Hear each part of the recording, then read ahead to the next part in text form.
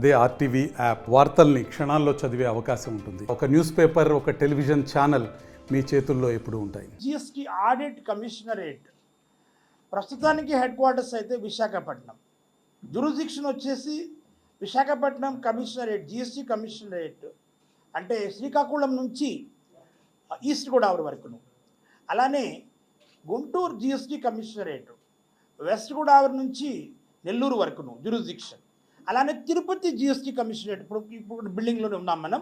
మొత్తం undivided districts Rayalaseema jurisdiction ఉంది. అంటే ట్యాక్స్ పేయర్స్, జిఎస్టీ పన్ను కట్టేవాళ్ళు ఎవరైతే ఉన్నారో సెంట్రల్ గవర్నమెంట్ రిజిస్ట్రేషన్ చేయించుకున్న వాళ్ళు ఈ 3 కమిషనరేట్స్లో రిజిస్టర్ అయి ఉంటారు. ఇప్పుడు నేను చెప్పిన 3 కమిషనరేట్స్ అంటే మన భారత ఆర్థిక వ్యవస్థ 2014లో 10వ స్థానంలో ఉంటే ఇప్పుడు 5వ స్థానంలోకి వచ్చాం. నా మన ప్రధానమంత్రి గారు మనకు చాలా సందర్భాల్లో సందేశం ఇస్తున్నారు, ఆ విధంగా కృషి చేస్తున్నారు మన భారత ఆర్థిక వ్యవస్థని 3వ స్థానంలో తీసుకువెళ్ళాలని. బై 2029 3వ స్థానంలోకి వెళ్ళాలంటే ఈ జిఎస్టీ చట్టం అనేది ఆయుపట్టు చాలా కీలకం. ఎందుకంటే ఈ ఏదైతే మనం గూడ్స్ ప్రొడ్యూస్ చేస్తున్నామో అవి ప్రపంచ మార్కెట్ నుంచి వచ్చే వస్తువులతో కూడా కంపీట్ చేయగల స్థితిలో ఉంటే అదే వోకల్ ఫర్ లోకల్, అదే మేక్ ఇన్ ఇండియా.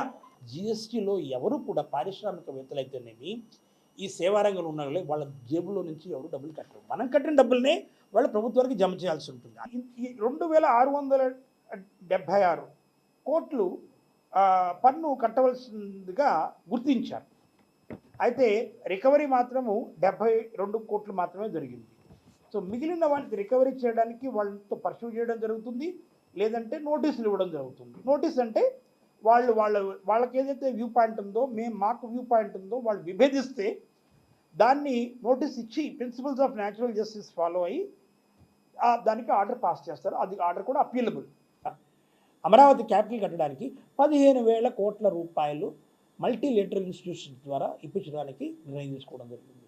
అలానే ఆగిపోయిన పోలవరం ప్రాజెక్టు పనులు కంప్లీట్ చేయాలంటే 5 సంవత్సరాల్లో 12,000 కోట్ల రూపాయలని ఇంతకుముందు ప్రభుత్వం సబ్మిట్ చేస్తే ఈ ఇయర్కే మన దేశ ప్రధానమంత్రి గారు 10,000 కోట్ల రూపాయలు ఇవ్వడం జరిగింది పోలవరం పనులు కంప్లీట్ చేయడానికి. ఇవన్నీ మీకంతా ఎందుకు చెప్తున్నాను, జిఎస్టీ కమిషనర్ ఎందుకు చెప్తున్నాడు, కలెక్టర్ చెప్పాల్సింది, ఇంకెవరో చెప్పాల్సింది అనుకుంటున్నారు కదా.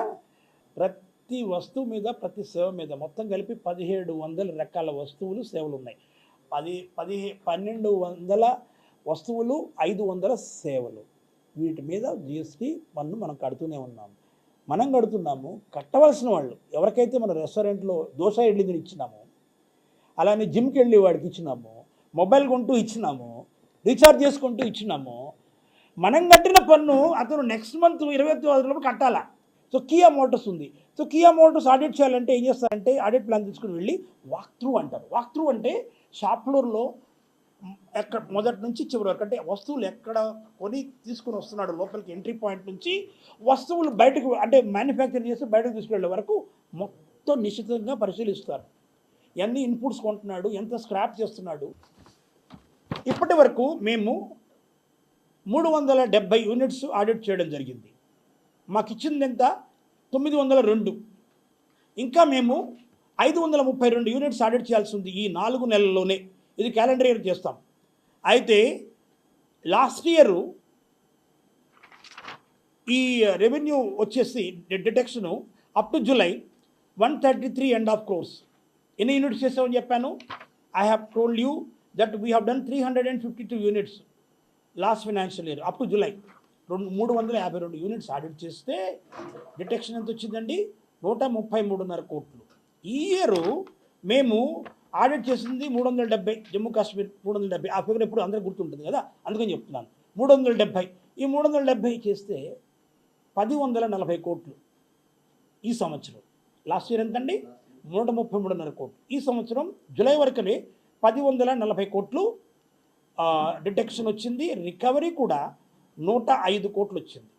లాస్ట్ ఇయర్ అయితే 15.5 కోట్లే రికవరీ జూలై వరకు. ఇప్పుడు 108 కోట్లు వచ్చింది. ఇంకా చేయాల్సిన యూనిట్స్ ఎన్ని ఉన్నాయండి, 532. సో ఈ 532 యూనిట్స్ చేస్తే మా ఆదాయం ఇంకా పెరగడానికి అవకాశం ఉంది. జిఎస్టీ ఆడిట్ విభాగం ముఖ్యమైనటువంటి ఉద్దేశం ఏంటంటే ఈ 3 జిఎస్టీ కమిషనరేట్స్ ఏవైతే ఉన్నాయో, తిరుపతి ఇందా చెప్పాను కదా, అందుకని నేను ప్రజల వద్దకు పాలన అన్నారు ముఖ్యమంత్రి గారు అప్పుడు 1900. అట్లా రాజమండ్రి వెళ్ళి, రాజమండ్రి నుంచి కాకినాడ వెళ్ళి, కాకినాడ నుంచి గుంటూరు వచ్చి, గుంటూరు నుంచి విజయవాడలో సిఏ అంటే కాన్ఫెడరేషన్ ఆఫ్ ఇండియన్ ఇండస్ట్రీ వాళ్ళు కలిసి వాళ్ళ సాధక బాధకాలు కూడా విని ఆ సమస్యలకు పరిష్కారం చూపించి మళ్ళీ అక్కడ నుంచి నెల్లూరు వచ్చి, నెల్లూరులో మళ్ళీ అక్కడ ఉన్నటువంటి వర్తక వ్యాపారులు ఐసీఏఐ అంటారు, అంటే chartered accounts association, Nellore chamber of కామర్స్ని వాళ్ళని కలిసి వాళ్ళ సమస్యలు కూడా విని వాటి పరిష్కారం చూపించి ఇప్పుడు తిరుపతి వచ్చారు.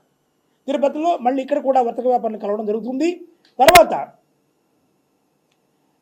కొత్త ఆఫీసెస్ మేము అనంతపూర్, కర్నూలులో కూడా ఓపెన్ చేయదలుచుకున్నాం. ఎందుకంటే మా ఆఫీసర్స్ ఫార్ ఫెచ్డ్ ఏరియాస్లో ఉంటారు అనంతపూర్, కర్నూలులో. సో వాళ్ళకి అక్కడ ఉంటే సులువుగా పనిచేయడానికి వీలవుతుంది.